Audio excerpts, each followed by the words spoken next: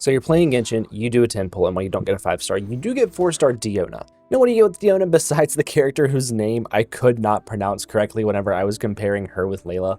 Well, Diona is a bow-wielding cryo user who can actually be a really good character in something like a perma-freeze team. And in this video, we're going to look at the basics of Diona. Now, this is also going to be the first video that I've kind of shot in this different, newer style, so let me know what you guys think. Now, before we get into how her kit works, let's take a look at her passives real quick. The first one, character shielded by Icy Paws, which is going to be her skill, have their movement speed increased and their stamina consumption decreased. And her other passives, opponents who enter the AoE of her burst signature mix have a 10% decreased attack for 15 seconds. Now, I think this is one of the only ones that actually debuffs the enemy's attacks versus like shreds them of a defense or something. So that's kind of interesting on Diona. So now we're going to look at her normal attacks, her charge attack, her skill, and her burst. Her normal attacks are going to do physical damage. We're not really worried about those. Her charge attack is going to have that cryo infusion where it is going to do cryo damage to the enemy. And of course, hitting Hilly Curls in the face to get crits every single time is phenomenal and fun.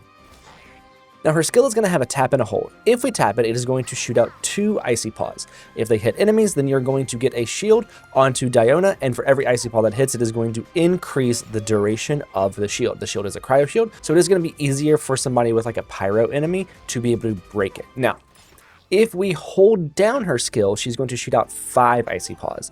Each one of these that hits an enemy is going to increase the duration of her shield.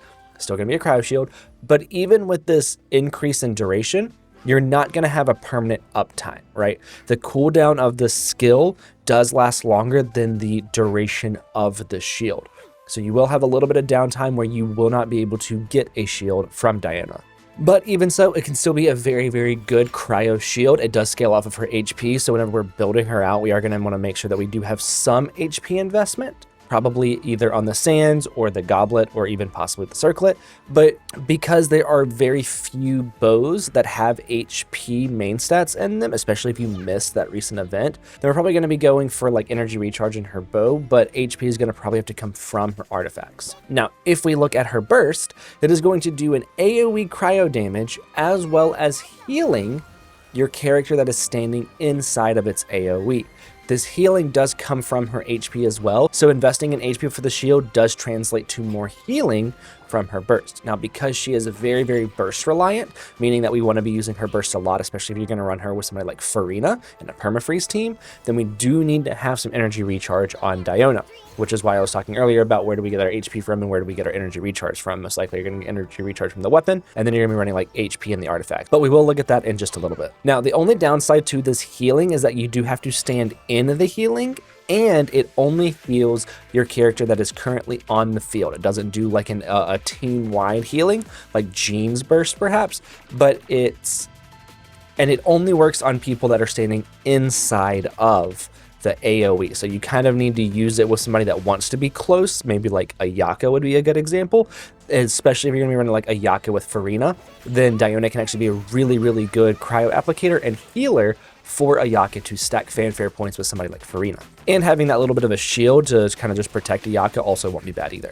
So now we're going to look at her Constellations because she is a 4-star. Her C1 is going to be regenerating 15 energy for her burst after her burst ends. So this just allows her to use her burst more often. It gives her some energy refund. Number 2 is going to increase the Icy Paw's damage and its shield absorption, but it's also going to give shields to your people in like co-op, things like that. Number 3 is going to be a normal one. It's going to increase the level of her burst. Number 4, if you are inside the radius of her burst, is going to decrease her charge attack time by 60%. Number 5 is going to be normal. It's going to increase the level of her skill. Number 6 is going to be her fun one, which makes her kind of work for melt teams. When a character is inside of her burst AoE, they are going to get a healing bonus if they are below 50% HP. Once they are above 50% HP, they are going to get a 200 buff to their elemental mastery, which is crazy if you're going to be running her in a melt team or something like a hyper fridge team.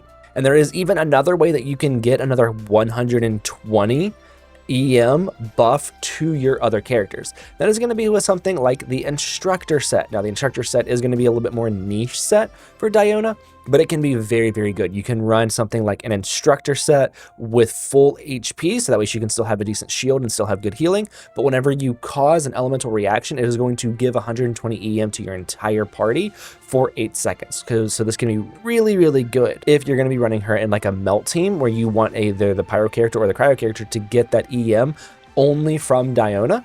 so that way they can then have more damage on their melts. Now that is a little bit more niche of an artifact set, so let's talk about a more standard one, and that is going to be something like Noblesse. She is a phenomenal Noblesse user, especially if you're going to be running her in a team with like Ayaka, where Ayaka doesn't necessarily work with like C6 Bennett. So having Diona as your Noblesse user is going to be really, really good because we're going to be getting that attack buff from this artifact set, as well as healing if you partner her with somebody like Farina. You can also run like 2-piece HP, 2-piece HP, or 2-piece HP, 2-piece ER, kind of depending on what you're going to be building her for. Now with these artifacts, you're most likely going to be running either an ER Sands or an HP Sands, an HP Goblet, and then an HP or a crit rate circlet. If you're running her with like Favonius Bow, then you can do like a crit rate circlet. Speaking of Favonius Bow, it is one of her best weapons. Favonius is going to be phenomenal for her. You get one for free upon completing the Animo Archon quest, so you should have one just kind of lying around, but whenever you cause crits with this, especially at higher refinements, then you can create energy that is elementless. I always have trouble saying that word, elementless,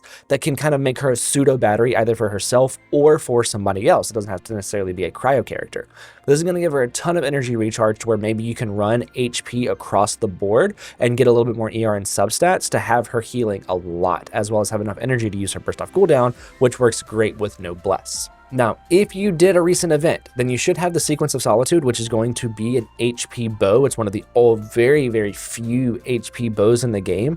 This can be very, very good for just stacking as much HP on her as possible. At this point, though, you might be running like an ER Sands. You might be favoring an ER Sands over an HP Sands. And then, of course, you do have the good old-fashioned 3-star recurve bow, which is one of the only other bows that is going to have HP as its main stat. Yes, you can use something like Sacrificial. You're not going to get as much energy recharge as you would from Favonius, and that skill refresh can be good to have her shield up more often and produce more energy particles, but at that point you might just want to run Favonius on her. So I can see running Sackbow on her if like you only have one Favonius and you've got that on somebody like Farazan or somebody else that needs it more than Diona. Now, I did a video recently before this talking about Layla versus Diona and who's kind of the better shielder or what team you might want to put them in. So if you're interested in that, go check them out.